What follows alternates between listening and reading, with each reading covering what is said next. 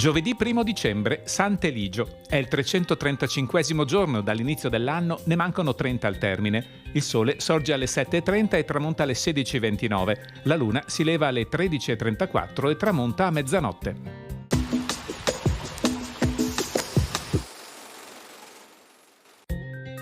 A causa della carestia e della siccità, gli abitanti delle isole dell'estuario lagunare affluiscono a Venezia, questuando e dimorando nelle loro barche sotto i ponti. Si verificano tumulti popolari nei fonteghi delle farine.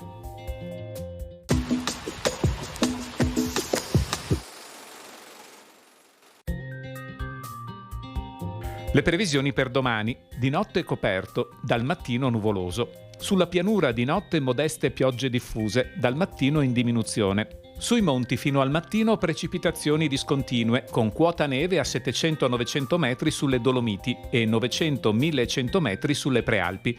Tra il pomeriggio e la sera, fenomeni in esaurimento quasi ovunque.